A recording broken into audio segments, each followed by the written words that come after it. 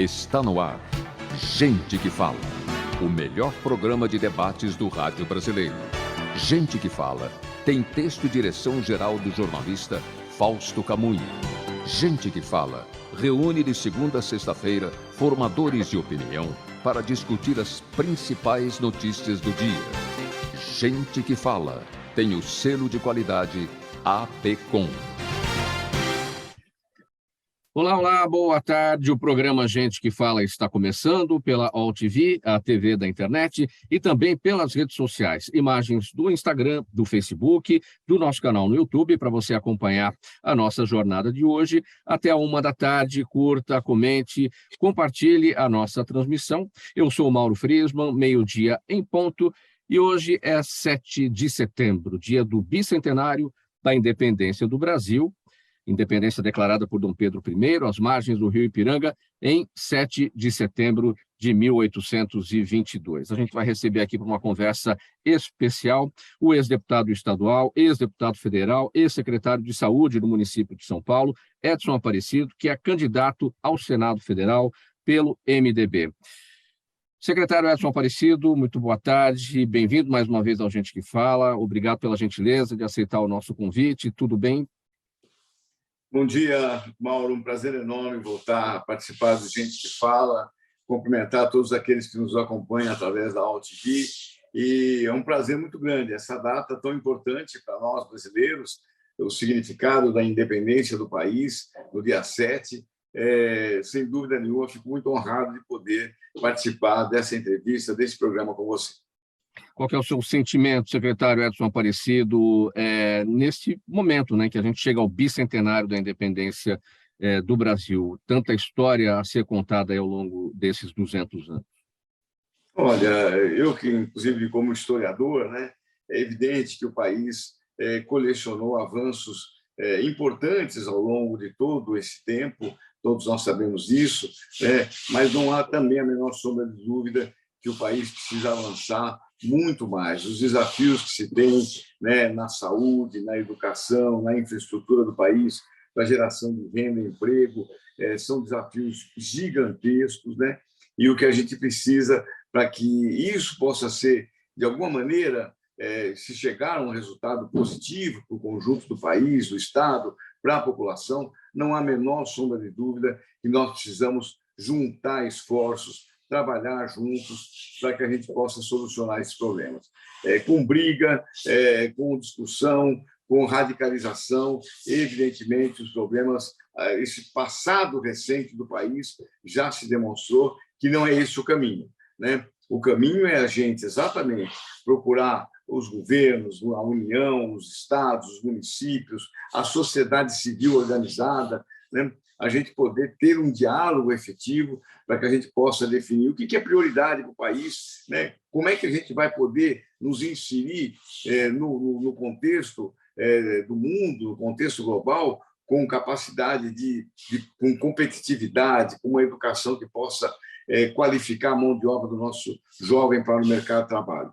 Esses são desafios muito grandes, eu não tenho a menor sombra de dúvida, e só vamos alcançá-los, né, com uma diretriz, com um planejamento, né,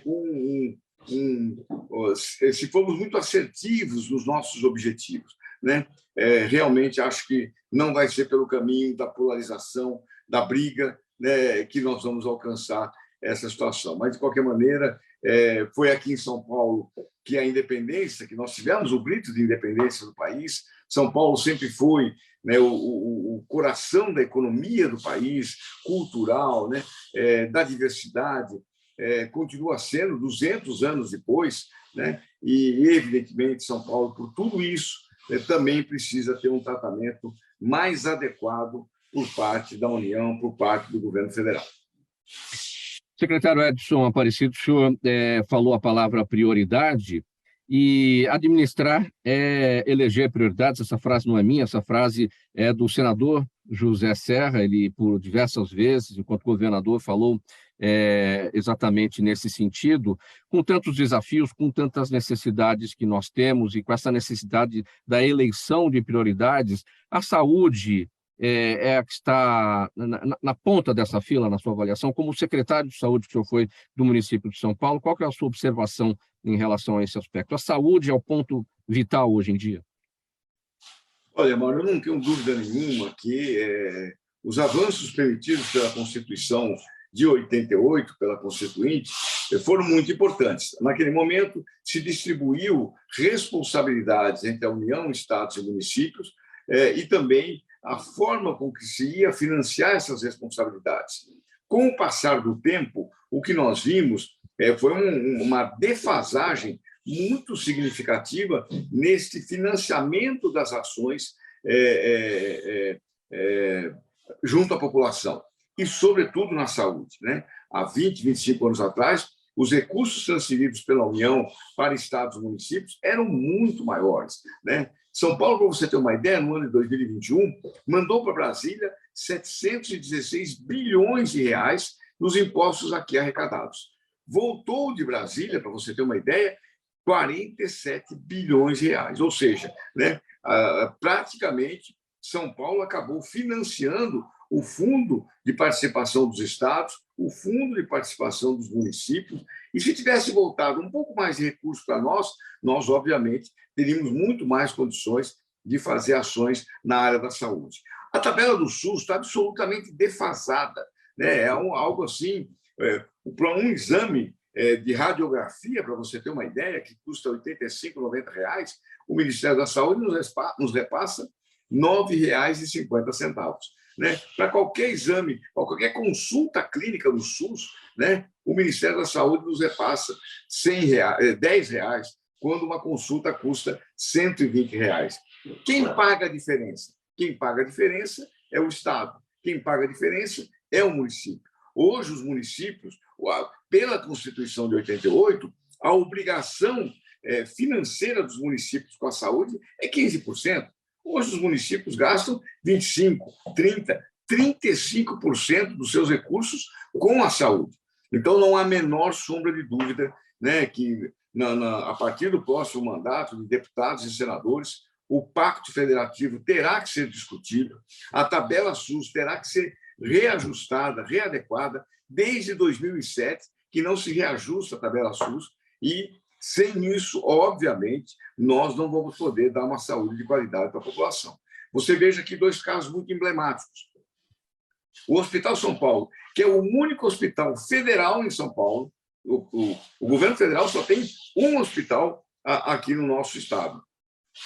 Ele ia fechar, né? Praticamente ia fechar. Né? O governador Rodrigo Garcia chamou a diretoria do hospital e deu 70 milhões de reais para que o hospital não fechasse. O único hospital federal. Há pouco mais de 15 dias, a mesma coisa, o AC Camargo, né, queria fechar suas portas, uma importante entidade de tratamento oncológico aqui na nossa cidade, né? Nós tivemos o quê? Tivemos aí praticamente o anúncio por parte deles de que, a partir de dezembro, não fariam mais os procedimentos oncológicos de tratamento de câncer em São Paulo. O governador Rodrigo, junto com o prefeito Ricardo Nunes, chamaram a entidade, fizeram ali uma avaliação e viram o que era necessário uma entidade centenária que trata o câncer em São Paulo não fechasse as portas, né? E, felizmente, conseguiu-se chegar a um acordo. Então, o AC Camargo não mais vai fechar suas portas a partir de dezembro. Então, essa discussão da tabela SUS, né, do refinanciamento da saúde, é algo imperioso para que o próximo Congresso trate do assunto, né? Porque eu não tenho a menor sombra de dúvida. Depois de tudo que aconteceu com a pandemia, se não houver essa readequação, né, a situação da saúde pública no país vai se deteriorar muito rapidamente. Onde é que o Pacto Federativo está sendo ferido? Ele, de fato, está sendo desrespeitado ou é um desajuste por conta do tempo que passou e aí a realidade mudou e aí a falta de uma discussão sobre um novo Pacto Federativo é que acaba levando a essa situação? Não, são duas coisas. Não há, evidentemente, uma realidade nova, né? A população do país, por exemplo, é uma população agora mais idosa do que foi há algum tempo atrás, então, portanto, os gastos eles se aceleram em tratamentos com maior complexidade, isso é um dado de realidade. Por outro lado, há sim a falta de transferência de recursos por parte do governo federal, né? E isso não é de agora, né? Os últimos governos foram fazendo essa redução, ele tem um impacto gigantesco no financiamento de uma saúde de qualidade. Por isso que o Pacto Federativo tem que ser rediscutido. Quer dizer, aquilo que foi estabelecido na Constituição de 88, que os municípios tinham que dar 15%, não é mais realidade isso. Não é mais possível que isso aconteça, né? E por sua vez, a União não ajudou a complementar esses recursos orçamentários, né? Então, isso precisa, sem dúvida nenhuma, ser rediscutido. Uma outra coisa importante, Mauro, sem dúvida nenhuma, por exemplo, esses recursos nossos que vão para Brasília, né, de São Paulo. É evidente que São Paulo nunca virou as costas para o país, né? Vieram para cá, para São Paulo, brasileiros de todo o país e do mundo inteiro, construir suas famílias, buscar uma melhor oportunidade. Meu pai mesmo veio do interior da Bahia, fazer aqui, construir a sua família aqui em São Paulo. Mas nós precisamos saber como esse dinheiro dos paulistas, como eu disse aqui, 716 bilhões de reais, volta só 47. O restante, né, que obviamente vão para outros estados e municípios, como é que eles estão sendo gastos? Esse controle tem que se ter. O gasto que está sendo feito com esse recurso, ele tem sido correto? Não tem sido correto? Né? A União, né, o governo federal, tem pego esse dinheiro para financiar a implantação de empresas em outros estados que saem de São Paulo, têm benefício fiscal de não pagar imposto para o novo estado que vão, né? Mas isso, no final, não significa que o PIB desses estados estão crescendo. A guerra fiscal, né, que aconteceu ao longo de todos esses anos não fez com que os estados que levaram empresas de São Paulo melhorassem o seu PIB, né? Então, isso tudo precisa ser discutido. E o novo Congresso Nacional vai ter um papel importantíssimo nessa discussão. Nós estamos conversando no programa Gente que Fala de hoje, feriado de 7 de setembro, Dia da Independência, com Edson Aparecido, candidato ao Senado Federal pelo MDB. Ele que é ex-deputado estadual, ex-deputado federal, ex-secretário de Saúde do município de São Paulo. Agora, secretário Edson Aparecido, o senhor citou os números. São Paulo entrega para a União mais de 700 milhões de reais em impostos, recebe aí no repasse 40 e alguns milhões, enfim. Como é que a gente explica isso para a população, a grande massa da população, que não tem o entendimento? A população quer ali os serviços funcionando, na saúde, na educação, enfim, todas as áreas. E o dinheiro que volta é muito pouco. E, evidentemente, que o cobertor fica cada vez mais curto. Puxa daqui e descobre de lá. Como é que, nesse momento eleitoral, onde as pessoas precisam entender, até para escolher os candidatos e saber exatamente o que pensa cada um em relação à administração das nossas contas, né? Como é que a gente explica isso para a população? Isso cada vez mais, eu acho que as pessoas estão entendendo e vão entender na medida de exemplos como esse que eu acabei de citar aqui, 2 hospitais que iam fechar em São Paulo, sim, não fecharam, né, porque o governo do estado foi lá e colocou dinheiro, né? E por quê? Porque a União deixou de repassar recursos que deveria para o estado de São Paulo, né? Essa é uma discussão exatamente que o novo Pacto Federativo vai ter que realizar.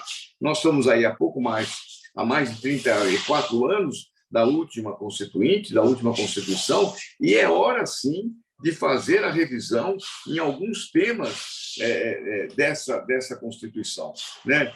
Eu estou aqui citando um deles, que é o da saúde, talvez o mais gritante, né? Mas não tem a menor sombra de dúvida que também, por exemplo, né, a reformulação do Código Penal é outra coisa que precisa ser feita, né? É outra coisa que precisa ser feita, né? Há também aí um esforço gigantesco que os estados fazem na segurança para prender os infratores, os bandidos, e uma lei completamente defasada, né, coloca em liberdade esses bandidos. Nós acabamos de fazer um esforço, a Polícia de São Paulo, o governador Rodrigo tem dito isso continuamente, prendemos um dos líderes do PCC no Rio de Janeiro, né, aquele André do Rap, né, e ficou 2 dias presos, e o Supremo Tribunal Federal, 2 dias depois, liberou, né, deu um habeas corpus libertando esse sujeito. O cara saiu pela porta da frente da delegacia, né? Então,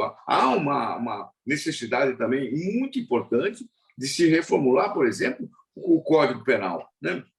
A obrigatoriedade dos estados, municípios e da União cumprir os chamados repasses obrigatórios, né? No ano passado, para você ter uma ideia, Mauro, o governo federal deixou de repassar 42% do Fundo Nacional de Segurança. Isso significa que é dinheiro que falta para equipar os nossos policiais, para colocar tecnologia, né, como esse instrumento que nós temos da Polícia de São Paulo, que é o Detecta, né? O governador está anunciando a sua ampliação, né, para todos os 3.000 automóveis da polícia, mas se esse dinheiro viesse, a gente instalava imediatamente, né? Equipar a polícia, ter presídios mais adequados, né? Então, a necessidade de que as pessoas entendam de que o governo federal tem responsabilidade, os estados e os municípios da mesma maneira. O que se precisa é cada um deles cumprir aquilo que está na lei, que está no papel, que está na Constituição.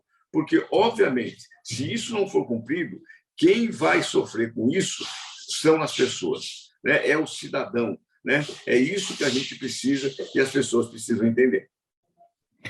Ainda nessa linha que as pessoas precisam entender, nessa linha do trocar em miúdos, seja por problemas educacionais que o país tem, muitas pessoas não entendem os pontos da política, o sentido da política, a promoção do bem-estar da sociedade, a promoção do bem-estar de todos nós, seja pelos problemas educacionais, ou seja pela simples... não tenho interesse em saber exatamente, enfim, mas para a gente falar aqui da importância desse momento que a gente vive e da importância do voto. A gente vai ter a eleição para presidente, para os governadores, nós vamos modificar o Congresso Nacional, a Câmara dos Deputados e o Senado Federal. 513 deputados na Câmara dos Deputados, 81 senadores no Senado Federal. Os deputados federais são representantes da população e os senadores são representantes dos estados. Vamos esclarecer essas diferenças para a nossa audiência, o papel de cada parlamentar dentro do Congresso Nacional, o deputado federal e o senador. Muito importante, né? Como você disse, o deputado federal ele é a representação dos cidadãos. São 513 deputados federais eleitos em todo o país, e ali cabe a representação do cidadão, as matérias, as leis e a discussão que se tem na Câmara Federal, ela estabelece exatamente a mudança de legislação, da Constituição, o estabelecimento de normas, né, que dizem respeito à vida, ao cotidiano do cidadão, né? O Estado, o Senado, tem o papel da discussão das relações institucionais entre os entes federativos, entre os estados, né, para que se consiga exatamente estabelecer um processo harmônico, né, nessas relações.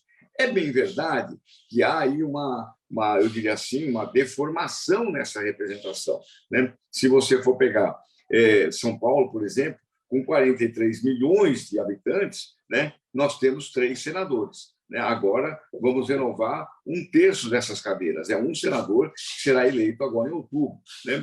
Estados como o Amapá, né, tem 3 senadores. O Amapá tem o tamanho de uma cidade aqui média de São Paulo, né? São Paulo tem 645 cidades. Então, isso, obviamente, tem consequência também na representação do interesse dos cidadãos, porque o Estado representa os cidadãos, né? Nós temos também algo que precisa avançar nessa discussão do novo Pacto Federativo, Mauro, termos instrumentos de governança entre os estados que possam funcionar para a discussão, para o equilíbrio, para decisões importantes. Hoje nós só temos um conselho, um órgão, que é o CONFAZ, que é o conselho que reúne os secretários de Fazenda dos estados, mas nós poderíamos ter também um conselho que reunisse os secretários de Saúde, os secretários de Educação, né? Isso seria um avanço, né, para que os estados pudessem elaborar pautas, políticas, intervenções, necessidades e auxiliar o governo federal na gestão e na administração de problemas tão sérios para o país como a saúde e a educação. Então, talvez a gente também precisa, deve avançar nesse nível de organização, mas são casas que defendem interesses diferentes, né? É óbvio que as matérias elas têm que tramitar nas duas, uma lei tem que tramitar nas duas casas, mas a representação, o debate, ele se dá de maneira diferente de um outro patamar. O que foi que aconteceu ao longo dessa legislatura, na Câmara dos Deputados e no Senado Federal, já que estamos falando do Pacto Federativo, o que foi que aconteceu para essa discussão não ter sido feita? Esse é um assunto muito antigo, né? E sempre se fala da necessidade da rediscussão, e isso não acontece. Foi a pandemia que atrapalhou, o próprio clima polarizado dentro do Congresso Nacional, a correlação de forças, o que atrapalhou, secretário Edson Aparecido? Olha, Mauro, eu acho que é um conjunto de coisas, né? Obviamente, a pandemia impediu muito que o debate sobre algumas questões pudesse avançar, né? O Congresso funcionou, assim como boa parte do país, de forma virtual, e aí, quando você não tem o debate ali, a discussão concreta entre os senadores, isso acaba, evidentemente, tendo repercussão na qualidade das decisões. Mas eu acho que nós temos dois problemas muito graves, né? Acho que, primeiro, o país vive recentemente de um processo de radicalização muito grande, né? Onde as discussões sobre aquilo que é importante para o país, para o cidadão, fica relegado ao segundo plano, né? Polarização nós sempre tivemos no Brasil. Nas últimas eleições, se você for pegar, sempre teve uma polarização entre dois candidatos. 80% dos votos foi dado para dois candidatos, fosse ele do PT, do PSDB, enfim, que foram normalmente os dois partidos que polarizaram as eleições, né, no recente processo democrático do Brasil, desde a primeira eleição de presidente da República, né? A diferença, e agora continua polarizado, a diferença é que agora existe uma radicalização desse processo, né? Radicalização que não ajuda o país, que não faz com que a sociedade e os seus representantes discutam aquilo que é importante para o cidadão, né? O desenvolvimento econômico, a geração de emprego, de renda, a melhoria na qualidade de vida, né? A defesa do meio ambiente. Isso não se discute mais.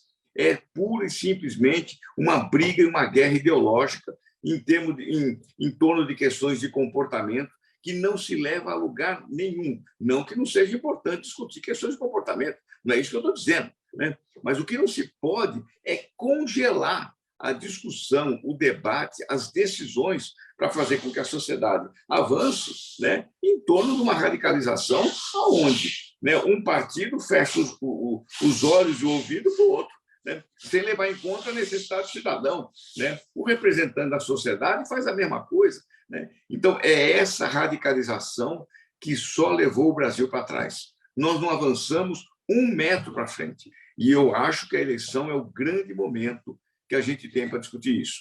Ver quem são os candidatos que têm independência, ver quem são aqueles candidatos que têm experiência efetiva para conduzir, né, essas mudanças, resolver o problema, né, pegar na mão, né, e com decisão, tirar do papel. Esse é o grande desafio do homem público, Mauro, é tirar as coisas do papel, né, porque o papel aceita tudo.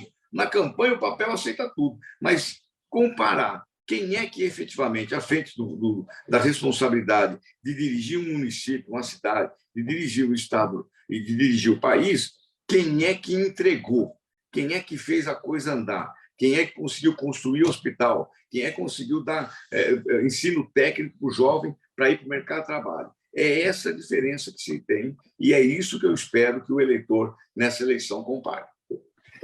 Ainda sobre o Pacto Federativo, secretário Edson Aparecido, eu me lembro, não sei se em 2015 ou 2016, havia uma proposta aqui do deputado Fernando Capês, e ele levou para o Senado essa discussão lá com o senador Antônio Anastasia, foi um negócio muito incipiente, não avançou, não sei se o senhor se lembra disso, até para a gente tentar entender o que foi que aconteceu. Houve esse interesse, mas o próprio Senado não avançou nessa discussão.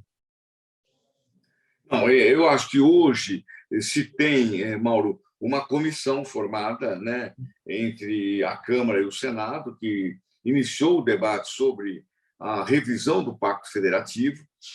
Seguramente essa comissão vai mudar com a eleição de novos senadores e novos deputados, né, para que exatamente se possa evoluir.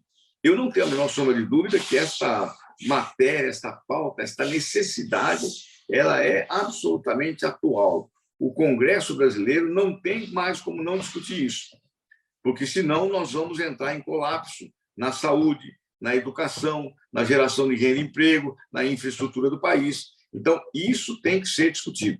A revisão do Pacto Federativo, a revisão da Constituição, né? É muito comum acontecer isso nos países, né? A cada 30 anos, depois de você ter uma Carta Magna, como nós tivemos em 88, se fazer uma revisão, né? E ela não precisa ser ampla, mas ela tem que ser cirúrgica, né? Para tocar e botar o dedo naquilo que precisa ser mudado e precisa ser readequado para que todas as estruturas da administração pública, de governos, estejam efetivamente em função de resolver os problemas da sociedade. Este é o programa Gente que Fala, você está acompanhando pela AllTV nessa quarta-feira, dia 7 de setembro, feriado nacional, dia do bicentenário da independência do Brasil. A gente vai fazer uma pausa breve, mensagem do nosso apoiador, e a gente volta em seguida aqui com a sequência da nossa conversa. Até já. Toda ação estratégica de sucesso tem um componente fundamental, um instituto de pesquisas ético, rápido e preciso. Afinal, é ele que vai fornecer informação confiável, sem achismos e palpites. E isso, numa época de mudanças rápidas e repentinas, é fator crítico de sucesso. A Orbis é um instituto de pesquisas que une precisão e confiabilidade estatística com a mais alta tecnologia de pesquisas do mercado. Tem inteligência artificial, robótica, big data, entre outros recursos, para que você tenha uma informação correta, confiável, com o menor custo e no menor tempo possível. Na sua próxima ação, seja ela corporativa ou política, comece pela Orbis, porque com a informação correta você vai mais longe, mais rápido e com mais segurança.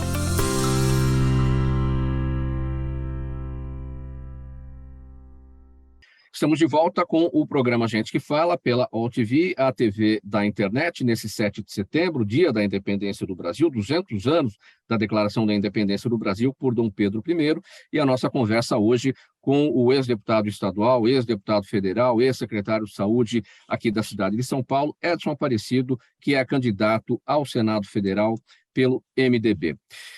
Secretário Edson Aparecido, para falar um pouquinho sobre o trabalho realizado aqui em São Paulo durante a pandemia, como é que a cidade, como é que o nosso município ficou conhecido como a capital da vacina? Olha, nós fizemos um trabalho muito grande, né? O prefeito Bruno Covas, agora o prefeito Ricardo Nunes, nós tivemos a oportunidade de, lá no começo, eu e o Bruno, quando eu entrei na secretaria, conseguimos um empréstimo lá nos Estados Unidos, junto ao Banco Interamericano de Desenvolvimento, para a saúde pública, e isso foi fundamental para que a gente pudesse equipar os nossos hospitais. Nós tínhamos recebido esqueletos de UPAs, né? São Paulo, para você ter uma ideia, Mauro, quando nós entramos, tinha 3 UPAs, hoje tem 23. São Paulo tinha, antes da pandemia, 20 hospitais. Ao longo da história toda de São Paulo, mais de 400 anos, nós tínhamos 20 hospitais da prefeitura, né? Nós abrimos 10 hospitais durante a pandemia. Hoje, São Paulo tem 30 leitos, tem 30 hospitais públicos aqui na cidade. Foi graças a isso que a gente conseguiu, e ao trabalho gigantesco, heróico dos nossos profissionais de saúde, São Paulo conseguiu se preparar. Todo mundo, quando veio a pandemia, nós conseguimos estruturar o SUS na cidade e todo mundo que precisou de tratamento teve tratamento. Todo mundo que precisou de um leito público teve um leito público. A ponto, para você ter uma ideia, de pessoas do setor privado dos hospitais no estado, na cidade, que estavam com os leitos cheios, nós atendemos e internamos pessoas que vinham da rede privada, né? Para se ter uma ideia. Então, nós preparamos o serviço de saúde, demos qualidade a ele, treinamos e capacitamos os nossos profissionais, equipamos os nossos hospitais para que a gente pudesse fazer isso. E, ao mesmo tempo, pela a tradição de São Paulo, o Brasil sempre foi um país que vacinou muito, É tradição do povo brasileiro, né, aderir às vacinações, né?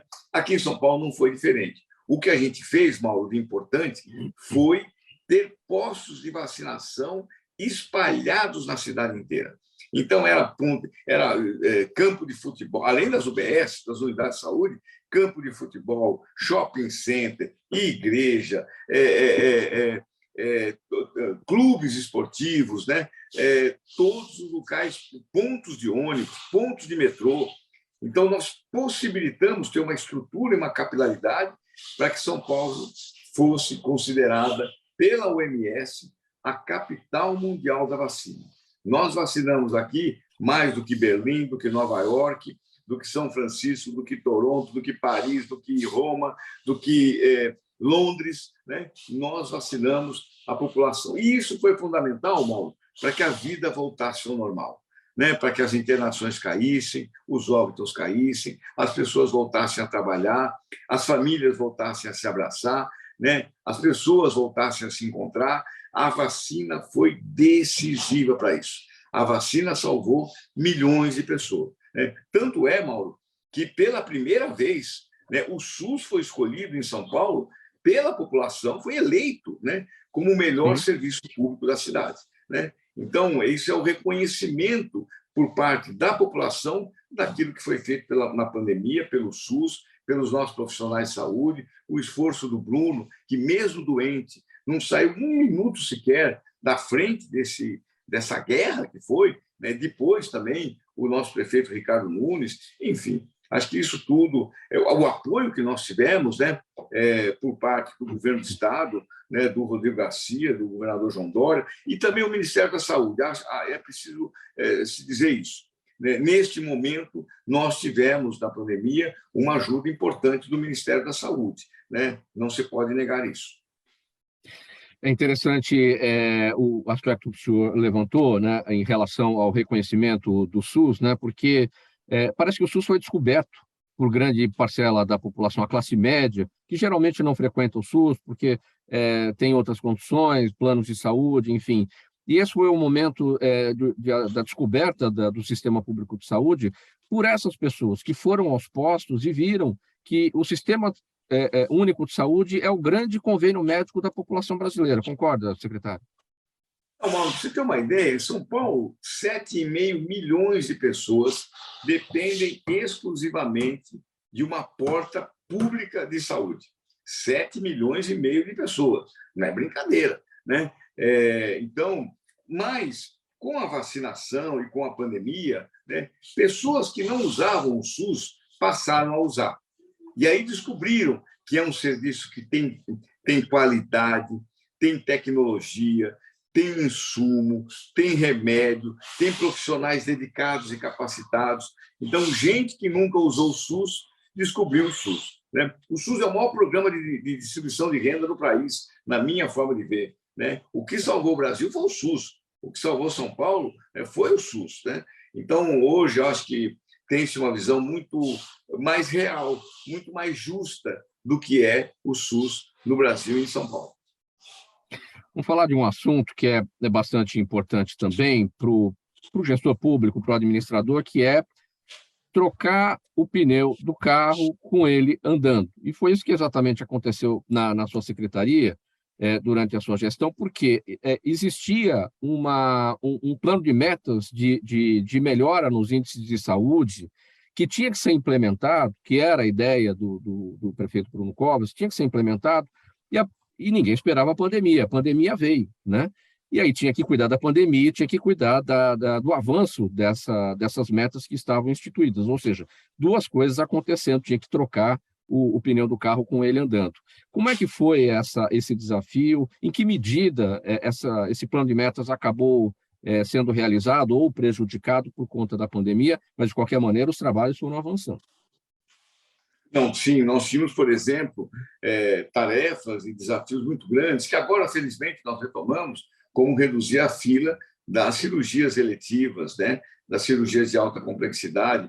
Agora, inclusive, abrimos o nosso centro oncológico no Hospital Santa Catarina, né? São Paulo é a primeira capital do país que tem um robô fazendo cirurgia oncológica, né? toda uma série de tratamentos. Tratamento do câncer foi interrompido durante a pandemia. Nós retomamos em toda a rede nossa.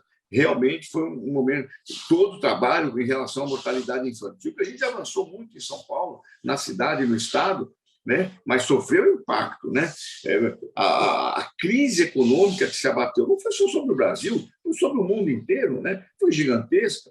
A cidade de São Paulo tinha 24 mil moradores de rua, hoje tem 40 mil, né?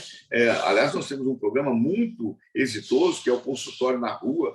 A gente faz o atendimento da população de rua na área da saúde, nos nossos centros de acolhida, mas também nas ruas, né? Então, é óbvio que uma série de coisas elas ficaram paralisadas por quase 2 anos.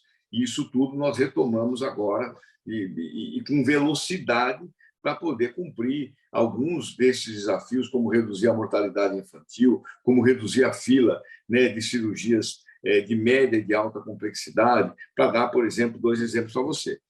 A situação de guerra foi tamanha que, para você ter uma ideia, no auge, no pico da segunda onda, da P1, né, de Manaus, né, nós tivemos um problema, o país inteiro teve problema de oxigênio, nós não tivemos em São Paulo, felizmente. A gente comprou as usinas, mas nós tivemos que reduzir, concentrar os pacientes em poucos hospitais, porque a empresa que fornecia oxigênio, ela tinha o oxigênio, mas ela não conseguiria fazer o oxigênio chegar em toda a rede. Então, elas nos disseram o seguinte: olha, vocês têm que concentrar os pacientes para que a gente possa, dos quase 40 locais que a gente entrega oxigênio, passar a entregar em 10. Você imagina, da noite para o dia, a gente tem que fazer isso.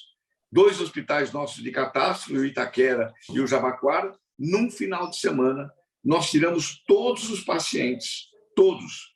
Mulheres que iam ter nenê, gente que ia fazer cirurgia, gente que tinha saído de cirurgia, transferimos para outros hospitais, porque nesses 2 hospitais a gente só podia colocar pacientes com Covid, porque ali a gente tinha uma estrutura de oxigênio muito grande. Os tambores eram muito grandes, né? E ali a empresa conseguiria entregar o oxigênio. Então, você imagina o que é transferir 500 pessoas no final de semana, esvaziar um hospital e 24 horas depois esse hospital está cheio novamente. Uma loucura completa, né? Uma loucura completa, né? E isso foi realmente o estado a situação que nós tivemos que viver por mais de 2 anos. Não se faz saúde, não é, secretário Edson Aparecido, sem a valorização, sem a capacitação dos recursos humanos, mas, sobretudo, também com tecnologia.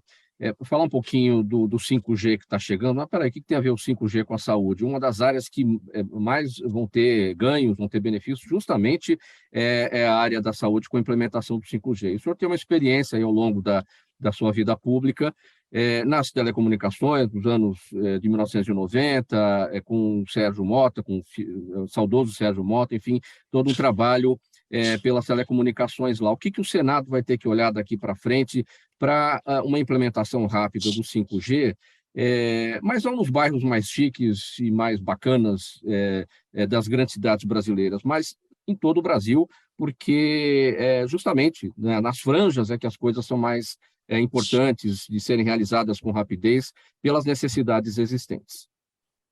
Não, exato. Eu tive a oportunidade de trabalhar com o ministro Sérgio Mota, quando nós fizemos a privatização com muito êxito das telecomunicações. Hoje não há um cidadão que não tem um telefone celular. O celular é um computador, conecta as pessoas com o mundo, né? O telefone, você lembra, o telefone fixo, né? Era declarado em imposto de renda, uma loucura completa, né? Então, isso foi uma privatização que universalizou o acesso das pessoas a um bem e barateou, né? Então, muito importante isso, né? E, evidentemente, para nós estamos agora, inclusive com a lei aprovada aqui na Câmara Municipal, o prefeito Ricardo Nunes, nós estamos no processo e as operadoras vão ter que fazer o processo de implantação das antenas em toda a cidade. Para nós, durante a pandemia, foi fundamental, né? A unidade de saúde está conectada para o sistema conosco, porque passava os dados da pandemia e a gente ia compondo os dados para poder enfrentar a doença, né? Agora, durante a pandemia, já há algum tempo, mas durante a pandemia, e agora, mais recentemente, demos um avanço importantíssimo na telemedicina. Nós vamos ampliar o acesso da população a uma saúde de qualidade com telemedicina, com tecnologia. Hoje, um cidadão aqui na cidade de São Paulo, para você ter uma ideia, pelo seu computador, ele controla toda a vida dele. Quando ele passou, o médico que atendeu na UBS, os exames que ele fez, as consultas que estão marcadas, né? Hoje, um médico especializado numa unidade orienta um clínico geral lá na periferia como deve proceder com um determinado encaminhamento. Então, a telemedicina veio para ficar, ela vai ampliar o acesso das pessoas ao sistema de saúde e na educação também. Né? Na pandemia, nós conseguimos reduzir um pouco o impacto, né, do prejuízo pedagógico causado pela pandemia, quando o Bruno Covas deu os tablets para as crianças. Toda criança recebeu um tablet para que, de forma por internet, pudesse ter a aula através dos professores. Né? Então, o 5G é o avanço disso, vai permitir que a gente possa avançar na qualidade de alguns serviços, como saúde, como educação, por exemplo. Secretário Edson Aparecido, a gente vai pôr um ponto final nessa edição do programa Gente que Fala. O senhor tem compromissos aí na sequência, né? Então vamos cumprir aqui o horário para os seus compromissos. A sua mensagem final, a sua despedida, o nosso agradecimento aqui de toda a equipe do programa Gente que Fala, o nosso desejo de boa sorte aí na campanha ao Senado este ano. Obrigado, Mauro. Um prazer enorme voltar a falar com todos aqueles que sempre nos acompanharam pelo AltV.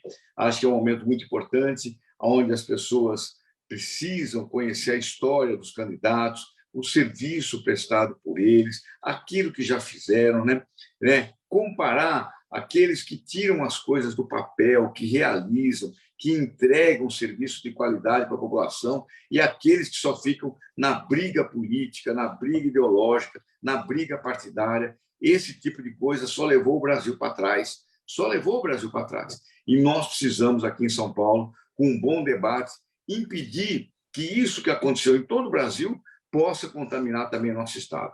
Nós temos desafios muito grandes, nós precisamos avançar, né? Resolver os problemas da população na saúde, na educação, na qualificação do nosso jovem para o mercado do trabalho, né?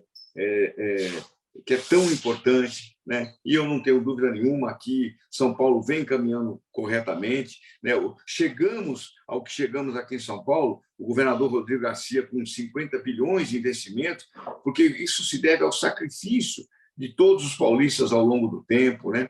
Do exemplo que os nossos governadores no passado deram de dirigir o Estado com qualidade e de que a gente não pode entrar em aventura. O Brasil não vai suportar mais aventuras, São Paulo não vai suportar uma aventura. Eu espero, se Deus quiser, poder defender São Paulo no Senado. Acho que o Pacto Federativo, a rediscussão das responsabilidades, o financiamento das obrigações com a saúde, com a educação, com a infraestrutura do país, vão ter que acontecer impreterivelmente no próximo mandato, para que a gente reformule a tabela do SUS, né, para que os repasses sejam realistas, reais, para tratar os problemas da população. E eu espero, desse jeito, poder contribuir com o meu Estado, com a minha cidade, né, que a gente sempre procurou representar da melhor maneira possível. Um abraço a você, Mauro, e a todos aqueles que nos acompanham. Mais uma vez, muito obrigado ao ex-deputado estadual, ex-deputado federal, ex-secretário municipal de saúde de São Paulo, Edson Aparecido, que é candidato ao Senado Federal pelo MDB. Mais uma vez, boa sorte aí na sua campanha rumo ao Senado Federal nessas eleições. O programa Gente que Fala é uma realização da ABCom, na técnica da AltV, o Sérgio Oliveira. Obrigado aí, Sérgio, pelo apoio. Apresentação minha, Mauro Friesman, pauta e redação do Pedro Schiavon, Zenilda Salvato, nossa diretora de produção, o jornalista Fausto Camunha, nosso diretor-geral, na AltV, a direção-geral do Alberto Luchetti, e do outro lado, você, espectador, você, internauta, a razão da nossa presença aqui todos os dias. Muito obrigado pela audiência, a gente volta a se falar amanhã. Tchau, um abraço a todos.